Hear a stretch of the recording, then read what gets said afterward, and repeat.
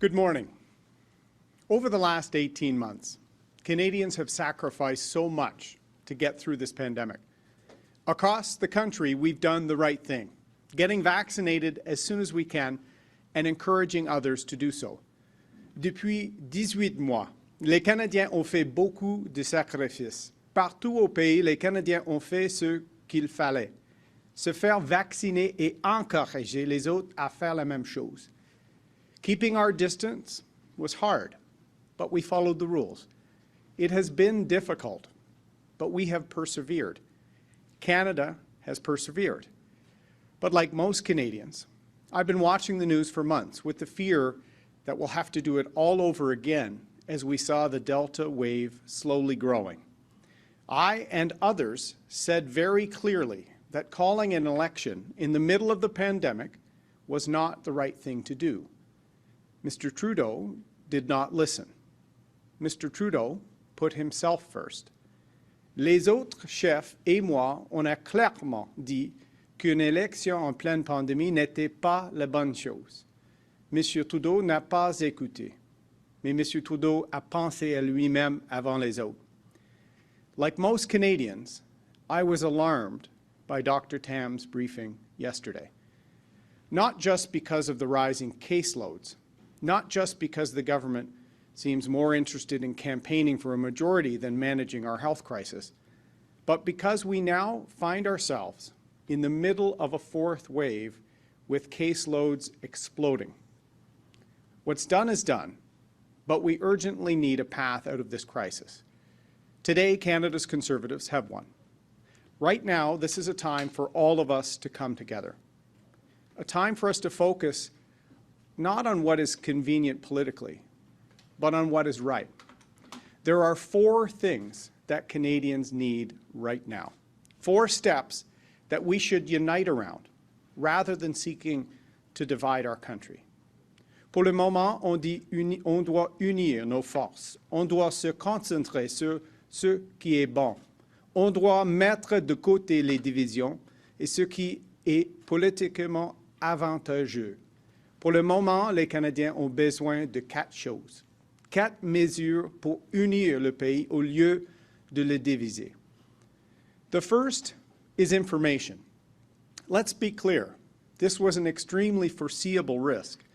I have no doubt that the scientists and public health officials monitoring this crisis have the best intentions, that they wanted to let us know. But Canadians are right to ask why only now we are receiving updated figures and modeling, and why they stopped when an election was called. They're right to ask why families across the country weren't given the information to help them decide what risks to take, whether to go to the office or mall, or whether to stay home. The briefings should resume regularly, no matter how bleak, no matter how inconvenient for the government of the day. Les Canadiens ont le droit de demander pourquoi ils reçoivent maintenant des données à jour. Pourquoi ils ne recevaient pas de données quand l'élection était déclenchée. Ils ont le droit de demander pourquoi ils n'ont pas reçu l'information qui leur aurait permis de décider des risques à prendre pour aller au travail ou au centre commercial. Il faut fournir de l'information régulièrement, peu importe si elle est positive ou négative, et peu importe si c'est bon pour le gouvernement. If we believe in science, then we must let it be heard. And I, for one, will always be listening. The second measure is fairness. It's in knowing that the sacrifices that Canadians are making aren't in vain, and that everyone is following the rules. We got through the worst of the pandemic by everyone doing their part. La deuxième mesure est l'équité. Les Canadiens doivent savoir qu'ils n'ont pas fait ces sacrifices pour rien et que tout le monde suit les règles. On a traversé le pire de la pandémie car tout le monde a fait sa part. Nothing compromises the united approach we need more than people thinking the rules don't apply to them. Us politicians, we should be leading by example. Canada's Conservatives have used this as our guiding principle throughout this campaign. We've done more telephone town halls than ever before, and we've developed new, innovative approaches to develop our democracy while keeping Canadians safe. We've committed to a policy which protects Canadians through vaccines and rapid testing while respecting individual health choices. And crucially, we haven't broken the rules, then sought to explain it away. We will lead by example, and others should do the same. On a adopté une politique pour protéger les Canadiens. On a utilisé des vaccins et des tests de dépistage rapides tout en respectant les choix de chacun. Et surtout, on n'a pas enfreint les règles pour s'expliquer après. On va donner l'exemple et les autres devraient faire la même chose. We're all in this together. Third, we need to emerge from this crisis united, not divided. So let me be frank. The single worst thing I or any other leader could do is turn a question of public health into one of political division. Troisièmement, on doit sortir de cette crise. On doit sortir unis, non pas divisés. Je vais être clair. La pire chose que je peux faire, ou les autres leaders, est de transformer une question de santé publique en division politique. As we look around the world, the places that have fared the best are the ones which seek to understand why some people are nervous and try to persuade them to trust vaccines, our best route out of this crisis. We should ask ourselves whether Canada really wants to import divisive vaccine politics that we've seen elsewhere. Do we really want to approach questions of public health with politics rather than science? Do we want public officials to promote an us versus them approach at a time we should be uniting together against a fourth wave? I'm focused on bringing us together, not tearing us apart. Est-ce qu'on veut vraiment aborder les questions de santé publique avec la politique plutôt que la science? Comme Premier ministre, je veux nous unir, pas nous diviser. You don't win people over by threatening them. You win them over by reaching out, talking to them, understanding their fears, answering their questions. We need to persuade every Canadian that vaccines are safe, effective, and our best route out of this crisis. So for those of you out there who haven't yet, please get vaccinated. But if you're someone who is worried or having second thoughts, I hear you. We haven't done enough to assuage your fears. And sometimes you've been talked down to. But please trust us. Please listen to us. We are here to protect you and your families. Alors, je demande aux gens de se faire vacciner. Mais si vous êtes inquiet ou si vous doutez, je vous entends. On n'a pas fait assez pour diminuer vos craintes. Parfois, on ne vous a pas écouté. Mais faites-nous confiance. Écoutez-nous. On est là pour vous protéger et protéger vos familles. We will give you the information you need, and we will work with you to help you protect yourself and to protect others. Finally, cooperation. The way we do all of this is to work together, to work with the provinces and premiers to find a solution that is meaningful and sustainable. Finalement, la coopération. On doit travailler ensemble, travailler avec les provinces pour trouver une solution sensée et durable, to act like grown-ups rather than lecturing, sniping, and bickering. Canadians deserve better than that. We all need to row in the same direction. We need to work together to understand the steps that are needed to contain, control, and eradicate COVID. We need to work together to deliver more vaccines, track outbreaks, and manage crises. I won't squander that chance. On doit travailler ensemble pour donner plus de vaccins, suivre les éclosions et gérer les crises. Je ne vais pas rater cette chance. Information, fairness, unity, cooperation. This shouldn't be the discussion we're having in the middle of an election, but it is, and we need to work together. I won't do what is convenient politically, but what is right. information, équité, unité, coopération. On ne devrait pas parler de ça pendant une élection, mais c'est ce qui arrive. Mais on doit travailler ensemble maintenant. Je ne veux pas faire ce qui est pratique sur le plan politique. Je veux faire ce qui est juste. And that means focusing on solutions, not seeking to divide our country. It means being straight with the country, rather than saying one thing and doing another. We need better, so I'll level with Canadians. There are no easy solutions, but we must all do our part if we are to get through this together. I will do my part, and I hope you'll join me in taking the right precautions, in getting vaccinated, in treating each other with kindness, understanding, and compassion, and in protecting our country. Je vais faire ma part et j'espère que vous êtes avec moi pour prendre les bonnes décisions, vous faire vacciner, traiter les autres avec gentillesse, compréhension et compassion, et protéger notre pays. I'll take questions in a moment, but first, I want to recognize that today marks 1,000 days that Michael Kovrig and Michael Spavor have been held by the Communist Party in China. The thoughts of all Canadians are with them and their families today. We need a government that will stand up for them, for all Canadians, and for Canada's values. D'abord, je veux reconnaître qu'aujourd'hui marque les 1000 jours que Michael Kovrig et Michael Spavor ont été détenus par le Parti communiste chinois. Mes pensées et ceux de tous les Canadiens sont avec eux et leurs familles aujourd'hui.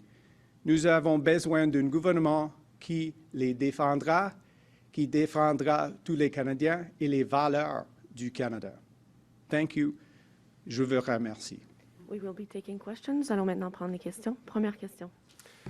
Bonjour, M. O'Toole, Louis Blouin de Radio-Canada. J'aimerais vous entendre sur certaines contradictions. Vous dites que vous êtes inquiet de la hausse des cas au pays, alors qu'on est en train de voir des hausses significatives dans des provinces comme l'Alberta et la Saskatchewan, qui sont dirigées par des premiers ministres conservateurs, où les mesures sanitaires ont été jugées insuffisantes par les experts. D'autre part, vous dites, on veut donner l'exemple, on veut montrer l'exemple, faire la bonne chose, mais vous-même, vous ne demandez pas à vos propres candidats d'être vaccinés. N'êtes-vous pas, M. O'Toole, en train de donner raison aux libéraux qui disent que vous allez regarder cette crise-là les bras croisés? Comme j'ai dit dans mon discours, on doit travailler ensemble contre la 4e vague. C'était inacceptable d'avoir une élection en pleine d'une pandémie, mais nous sommes ici et on doit travailler ensemble. Chaque niveau de gouvernement, les provinces, les municipalités et les gouvernements fédéraux contre les COVID-19. Ce n'est pas le temps pour diviser les Canadiens. C'est le temps de travailler ensemble. Et comme j'ai dit, notre campagne, on a une campagne sécuritaire pour les événements en personne et virtuellement. Et on a une règle pour les vaccins et les tests de dépistage quotidiens. On doit travailler ensemble pour informer et éduquer les Canadiens à se faire vacciner. Et ça serait mon approche comme leader. We must work together in this 4th wave of the pandemic. It's not a time to divide people, and that's what I said in my remarks. It's a time for all levels of government to work together, municipal, provincial, federal, to fight COVID-19, to get vaccination levels up to 90%. That is our goal. And we're going to do that by respecting one another, by informing, by educating, by tackling questions people have, not by dividing Canadians. This is a time for unity. The fight is not over. We need to work together to beat COVID-19. M. O'Toole, j'aimerais revenir sur la question des armes à feu, si vous le voulez bien.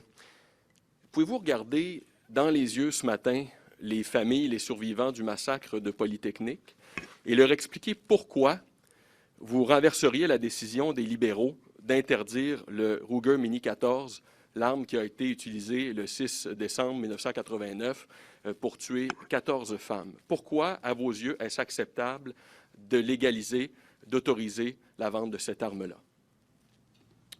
Je vais maintenir l'interdiction pour les armes d'assaut. Et je vais être là pour les victimes et leurs familles. Et c'est pourquoi on a un plan contre les gangs de rue, contre la contrebande, contre les risques pour les Canadiens dans nos grandes villes. Après les fusillades à Montréal, ici à Vancouver, on doit cibler les risques et travailler ensemble. Malheureusement, M. Trudeau est en train d'utiliser des politiques de style américain en plein de cette élection. Je vais être là pour la sécurité publique de tous les Canadiens et Canadiennes. Next question. Ashley Burke, CBC News. You've been playing with semantics, saying that you would maintain the ban on assault weapons rather than saying assault-style weapons. Why do you intend to legalize the assault-style weapons like the M14 used in Moncton in 2014 to shoot 5 RCMP officers, killing 3, the Breda Storm used in 2006 mass shooting at Dawson College in Montreal, the Ruger Mini 14 that was used to kill 14 women during the Polytechnic Massacre? Why do you intend to legalize these specific semi-automatic weapons? As I've said, we will maintain the ban on assault weapons. And it's very upsetting to see Mr. Trudeau trying to import American-style politics, particularly on an issue of public safety, when we're actually talking about the 20% increase we've seen in violent shootings under Mr. Trudeau, largely from criminal gangs and organizations, and largely from the smuggling of firearms from the United States. That is what we are going to tackle, and I want families and victims to know that the Conservative Party is going to work on public safety in a way that's effective, that's targeting where the risks are, and not trying to cause division or mislead people as the Liberals have been doing throughout this entire campaign. There are people arguing that you are misleading people by saying statements like that. The Polytechnic Massacre victims' families are upset by what you've been saying. What do you say to them specifically today about intending to legalize a Ruger Mini 14 that killed their loved ones? I will tell them and all Canadians, we will maintain the ban on assault weapons. We will not try and import American-style politics because Canada has a very different system than the United States, and we have to maintain that. And as I've said in Canada's recovery plan, we also need a public and transparent discussion of our classification system to show Canadians that we will keep a focus on keeping people safe, keeping firearms out of the hands of criminals, and actually having severe penalties for using a firearm to commit violence against another Canadian. Mr. Trudeau's lowering the penalties for those types of offences. So I want people to know that public safety is a priority, and we're going to focus where we need to on the street gangs, on the illegal smuggling of firearms from the United States, which has a very different set of regulations than Canada. On doit avoir une approche clair sur les armes à feu et nos règles, parce que nos règles sont totalement différentes que les Américains. Et malheureusement, M. Trudeau a utilisé les attaques de style américain pendant cette campagne. C'est inacceptable. On va maintenir l'interdiction sur les armes d'assaut et on va avoir une revue publique et transparente sur notre système de classification. C'est dans notre plan pour le rétablissement du Canada. Et on va avoir des fonds pour les policiers de stopper la contrebande et les gangs de rue. Next question. Mr. O'Toole, Mike Couture from Global National. You talk about transparency, but I'll note that you're not exactly being transparent on what guns you will or won't ban. So I'm going to ask you this. The Beretta CX4 Storm was used in the Dawson College shooting. What do you say to the victims of that tragedy about why you don't think that particular gun should be banned? I will say to those Canadians that we will maintain a ban on assault weapons.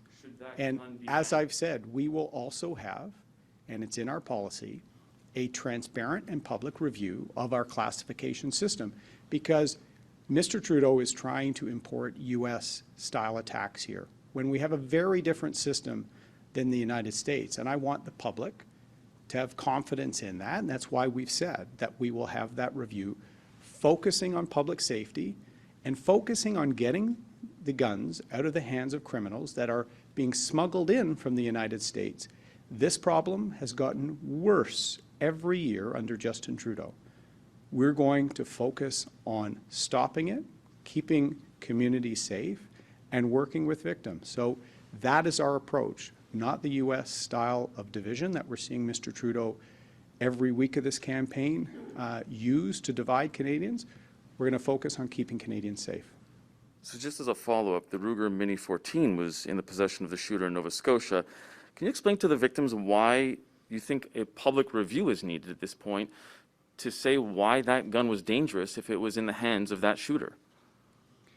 Well, the terrible attack in Nova Scotia hit close to home because it was not far from where my wife grew up. And it's another example of why we need a public discussion. Mr. Trudeau tried to stop the public inquiry of that terrible attack in Nova Scotia because the perpetrator, who was a known public safety risk, had obtained firearms illegally from the United States.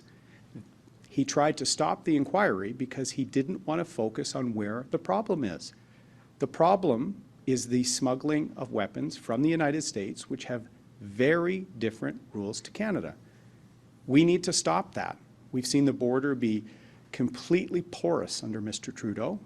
We have to strengthen our border, work with police, and also work with criminal organization and street gang projects of police to keep the shootings we've seen in our big cities to fight against them.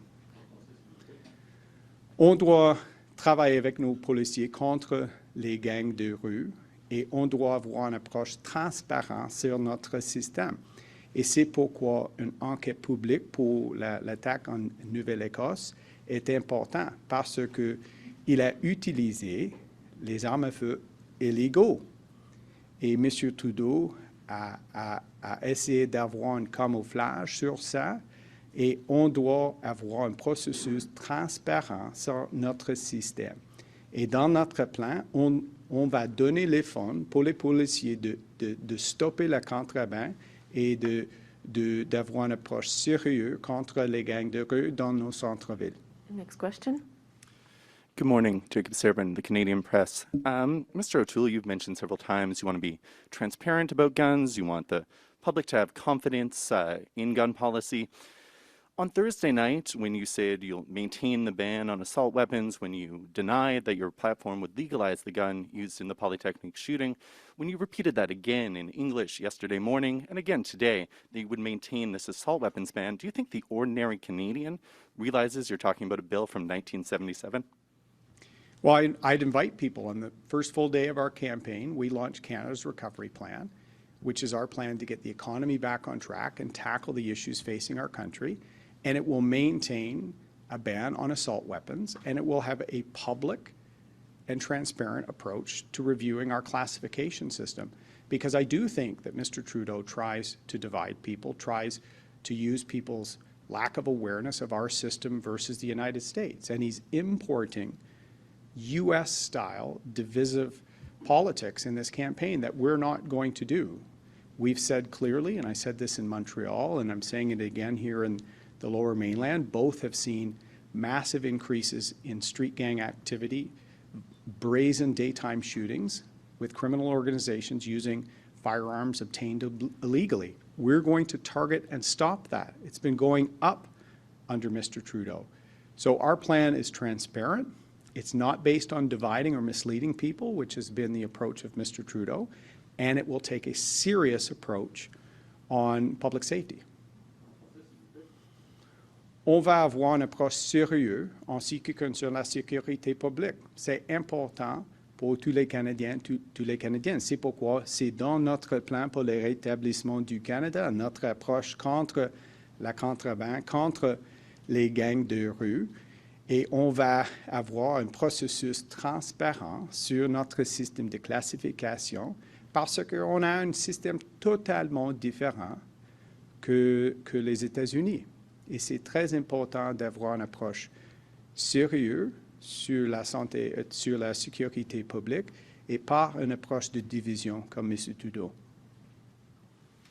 On another subject, this morning you said you're going to introduce a national proof of vaccination system. We've seen several provinces introduce vaccination or proof of vaccination systems, some which adhere to international standards and may be usable in other countries, some of which aren't. How are you going to integrate these systems into this national system? Well, thank you. Today we're setting a few ambitious targets, the biggest of which is to get our vaccination rate up to 90%. We've launched a number of measures that the federal government can use to do our part. The provinces have a series of systems of proof of vaccination, QR codes, vaccine passports. We will respect what the provinces are doing, partner with them to make sure that we have that for foreign traveling by Canadians. But the key thing I want people to take away, after hearing Dr. Tam's troubling numbers yesterday, we all have a role to play in our fight against this fourth wave of COVID. I'm pledging to do mine, and I want Canadians, if you have questions about vaccines, their safety, their efficacy, let's work on addressing those concerns, not by dividing Canadians, but working together, digging deep to fight COVID. Next question. Mr. O'Toole, good morning. Omar Sechedina from CTV News. Canadians want a Prime Minister they can trust and who is direct with them. You have had multiple chances yesterday, you've had multiple chances today to clarify your position on assault weapons, and yet it took pro and anti-gun advocates to try and fill in the blanks, to try and explain a significant party position of a party you lead. What does that say about how you would lead as Prime Minister? Well, Omar, on the first full day of this campaign, we launched Canada's Recovery Plan, which will let everyone fill in the blanks. This is about our approach to targeting the risks facing our cities, whether it's Toronto, Montreal, or Vancouver, targeting criminal gangs, targeting the illegal firearm smuggling from the United States, and, as I've said, to have a public review, transparent, involving Canadians, about our system here in Canada, the classification. We're having additional measures to allow physicians and health officials to remove someone's access to a firearm. We're also having additional measures towards people that are charged with an offense to be able to have their firearms surrendered. We have a serious approach to actually tackle the issue here. Mr. Trudeau, by mentioning the NRA and all the politics of the United States, is dividing people, misleading people. That's been their approach. That's not our approach. We put out our plan, and we intend to keep the public safe and to focus on where the problem is, which is illegally smuggled firearms from the United States. I'm going to try again. I'm going to try to ask you a clear question, and I'm hoping for a clear answer. Is it fair to say, just so I understand your position once again, you want to allow lethal assault-style weapons that were banned in 2020? Yes or no? Is that accurate? The assault weapon that the Liberals talk about when they're trying to divide people, we are maintaining the ban on assault weapons. And we're not going to be importing this type of divisive politics from the United States. We have a very different system in Canada to the United States. And we're going to add additional provisions to allow lawfully obtained firearms to be taken from people if there's a mental health or other security risk. We have funds to target criminal gangs and the illegal smuggling of firearms, to take these issues seriously, not by misleading people, the way the Liberals try and do, but by actually tackling where the risks are facing our cities, facing our communities, and having a transparent approach to show Canadians how our classification system works and where we can make it better. Next question. On va avoir une revue publique sur notre système de classification pour les armes à feu parce que on doit avoir un système efficace et juste pour nos chasseurs, nos tireurs sportifs, mais en même temps avoir une approche ciblée sur les risques pour la sécurité publique, les gangs de rue, la contrebande. Et c'est pourquoi c'est dans notre plan. Une approche sans les attaques, sans l'approche de M. Trudeau qui est en train de diviser, tromper les Canadiens. On a une approche efficace, ciblée sur la sécurité publique. Next question. John Iverson, National Post. Mr. O'Toole, you said you were going to level with Canadians not more than 5 minutes ago. That position does not, it sounds, I think, disingenuous to many Canadians. The Liberals are trying to put doubt in the minds of voters. Do you think you've jeopardised your chances of winning this general election because you've pandered to the interests of a small number of gun owners? I think the Liberals are trying to divide Canadians because they haven't offered a plan for the future of this country.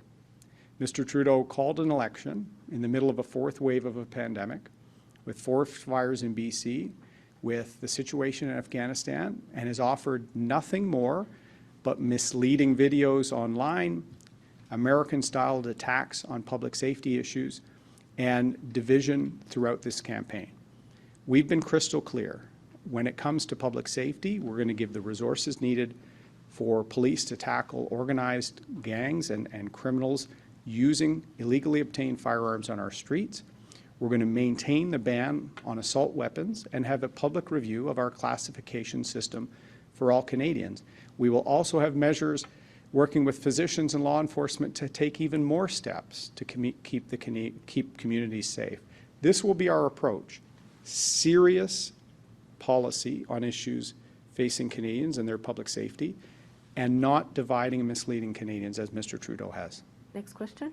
Yeah, good morning, Mr. O'Toole. David Jungren of Reuters. I wasn't going to ask you about something else, but for my first question, I wanted to continue this topic. On page 90 of your plan, you say we will start by repealing the May 2020 order in Council. Could you please explain to us in as much detail as possible what the effect of that repeal would be? As I've said, we're going to focus on keeping Canadians safe, not dividing them. So there's some people, sport shooters, hunters, target shooters, who have been caught up in an approach that Mr. Trudeau has brought that doesn't actually keep Canadians safe.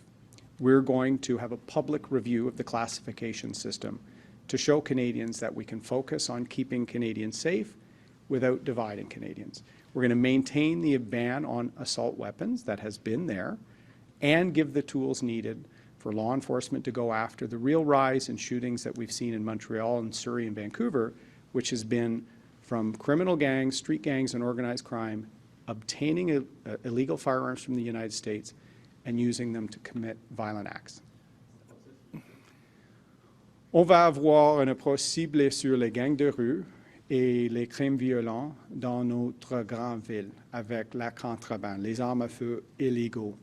On va avoir une approche totalement transparente sur notre système de classification pour les armes à feu, pour les chasseurs, les tireurs sportifs, parce qu'on doit avoir une approche juste, ciblée sur la sécurité publique, pas ciblée sur la division politique, comme M. Trudeau. And secondly, in your leadership campaign last year, you talked about the need to take back Canada. Do you still believe that message? And if so, who do you wish to take back Canada for and from? Well, I'm fighting for Canada in this campaign, and Canada's recovery plan is about giving people that have been left behind under Mr. Trudeau a voice. People in the energy sector, the softwood lumber sector here in BC that has seen 7 or 8 mills close in the last few years with no softwood lumber agreement. There's a lot of Canadians worried about the future, worried about this wave of the pandemic. There's division in the country, people even giving up on our country after 6 years of Mr. Trudeau. Our slogan is to secure the future. We have a 5-point plan in Canada's recovery plan to do that, and I'm running a positive campaign by putting out our ideas to get the country back on track. Next question. Stephanie Levitz, the Toronto Star. Good morning. I wonder what you make of the Liberals continuing to bring up, shall I say, the ghost of Stephen Harper in this campaign and trying to suggest that any connection between you and him is something Canadians should be afraid of. Mr. Trudeau has no vision for the future of this country. He has no plan to get the country back to work, to deal with some of the national unity issues we have in our country. He has no plan to ever balance the budget. He's spending $424 million a day more than the country is bringing in. And he has a scandal-plagued record as a prime minister with 3 personal ethics investigations. He's going to talk about anything other than his record. I'm talking about Canada's recovery plan, our plan to put forward a way to get the country back on its feet, get people working, tackle the fourth wave, be more prepared, tackle the opioid crisis, mental health. So we want the country to be well economically and well from a family and a community level. And I'll put our plan and my approach out there on any occasion, and Mr. Trudeau only has distractions and division that he's been offering Canadians. And just as my follow-up, I wanted to go back to the question of vaccination. There's a lot of folks in the country, who hear what you're saying, that we can't browbeat the people who don't want to be vaccinated, that we have to come at them with compassion. But there's another significant faction that says, no, they cannot be allowed to hold myself and my family, back from getting back into life. Why do they get the same freedoms as I do if they are deliberately choosing not to be vaccinated? So why are people who are choosing not to be vaccinated, why should they be treated equally? I can certainly understand the frustration that some Canadians may have if they went out particularly very early on and got a vaccine. Thank you for doing that. It's important. But I don't think anyone wants to create this us versus them approach. And that's why I raised in my remarks today, our goal to hit 90% is to get everyone working together. And there's some Canadians that because of the unfair treatment of Indigenous peoples in our healthcare system, there may be hesitancy in some groups in our country. Let's address that. Let's work together to inform, to answer questions, to inspire people to play their part. All of this country has a role to play in fighting COVID-19. And the way we're going to do it is together, not divided. So channel the frustrations that you may have into helping people find out more about how vaccines can help us turn the corner. They're safe and effective for use. I encourage them every single day, and I think we have to work together to fight COVID-19, not allow ourselves to become divided as a country. On doit travailler ensemble dans la lutte contre la COVID-19. Et il y a des Canadiens, des Canadiennes avec les inquiétudes avec les vaccins. On doit parler sur ça. On doit informer et éduquer les Canadiens parce que tout le monde a un rôle dans notre lutte. Et on doit utiliser les vaccins. Les vaccins sont efficaces et sécuritaires. Et comme Premier ministre, je vais avoir une approche comme un rassembleur, d'éduquer les Canadiens pour le futur, pas avec une approche de diviser les gens sur une question sur la santé. On doit travailler ensemble dans la 4e vague pour le bien-être de tous les Canadiens. This will be the last question. Ce sera la dernière question. Good morning, Mr. O'Toole. James Yan, correspondent at The Economist magazine. I have a question about your foreign policy philosophy. If you become Prime Minister, in what concrete ways will your China policy be different from Mr. Trudeau's? Thank you.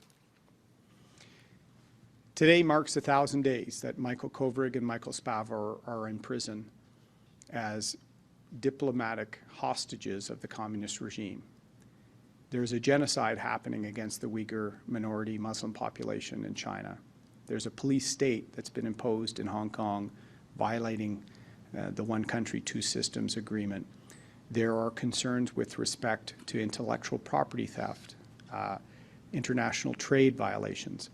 We have to deal with the communist leadership in China as it is, not as Mr. Trudeau may have hoped it was. He's always been out of step with respect to our interests and our values. So I've said Canada will be a leader on human rights again, and we will be a strong partner in the Five Eyes and in our approach with respect to human rights, the rule of law, global trade, and there will be new leadership with a Conservative government. It will be all for today. Ce sera tout pour aujourd'hui. Merci. Thank you. Thank you very much. Merci beaucoup.